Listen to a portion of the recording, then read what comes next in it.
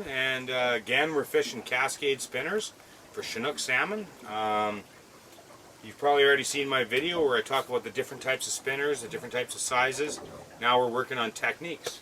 So this next technique is kind of unique. I'm not sure if I made it up or what, but I just kind of thought of it one day, and it's actually been one of my best go-to techniques for the Fraser River, fishing spinners for Chinook salmon and coho salmon. So I'm going to show you how it goes here.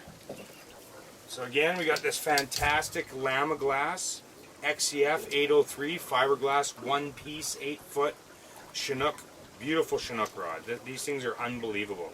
Super strong, super soft tip. Very important when you're Chinook fishing. You want to be able to, you want that spinner to transmit the thump to the tip of the rod so you know exactly what's happening. If you have a big, sturdy bar fishing rod, you're not going to know what's happening. You'll think it's working and your spinner might not even be spinning. Like very often in the past, over the years when we fish spinning glows, you'd be fishing for 2-3 hours off the shore, and then you'd reel in your rod and your spinning glow would be all tangled up. You hadn't even been fishing. You'd just been sitting. So with this method, because you have these really good technical rods, they really show you on the rod tip what's happening. That's if you'll know right away if your spinner's working by the way that rod tip's pulsating. So this technique here is one I use. This is an anchored up technique. We only use this technique when we're anchoring. And this is great. You get on you anchor your boat in what you think to be the traveling lane for the fish, and you deploy your rods with this method, and I guarantee you'll catch Chinook salmon. So here we go. Again, we've got 65-pound braided line for our main line. Pretty much the standard what I use for Chinooks. And then, okay, so you've got, on this method here, you've got your main line, 65-pound braided line. To that, you slide 2 extra large beads. I like to use these orange ones. I always think they kind of attract the salmon as well. Don't spook them. So I have these 2 big orange beads.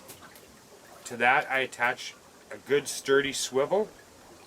And to that, I attach anywheres from 2.5 to 4 feet of 20-pound monofilament.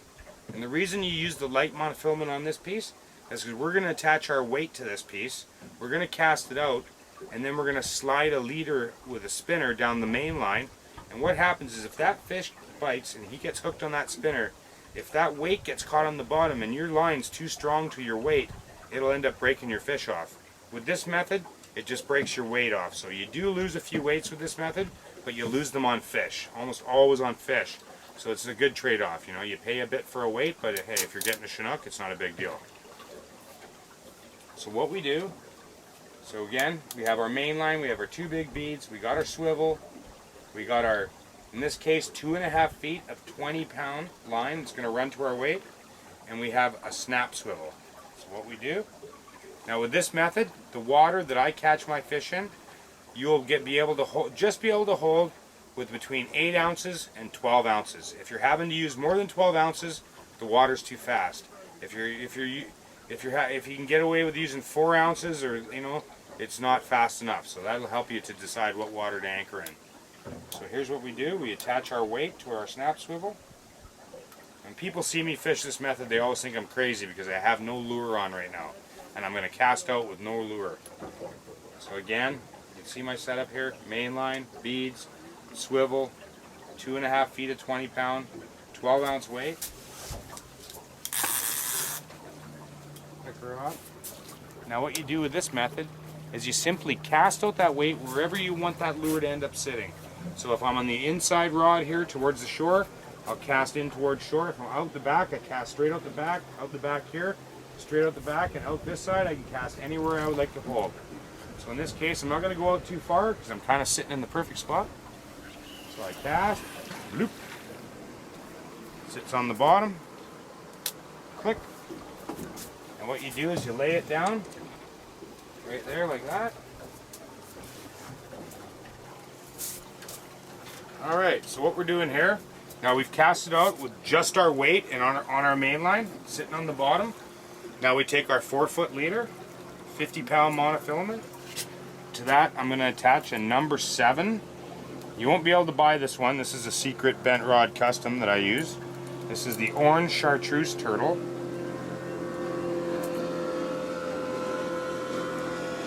If you phone me and you're really nice, I might make you some.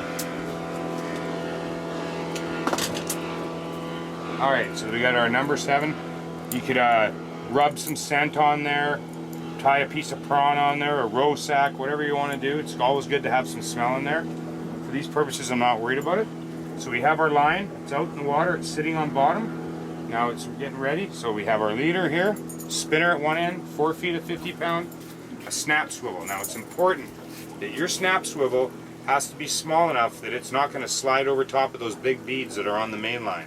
Now those beads have to stop it from sliding. So it slides down until it hits the beads, boom, it stops there. The spinner works around and starts spinning. So you watch this. It's a great method here. Come right in. So you take your snap swivel, you snap it around your main line, snap it closed, and you let her go. You can see she just travels right down the line.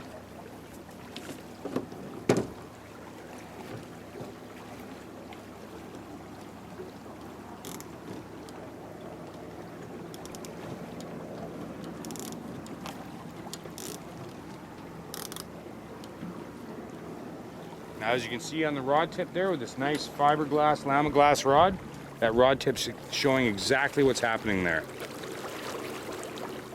And as you can see, it's quite erratic because in fact, it is just a slight bit probably too fast.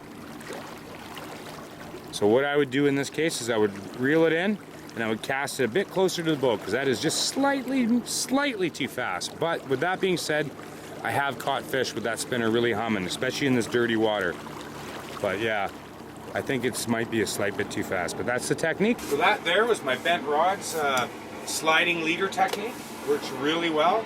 Lets you spread your rods right out.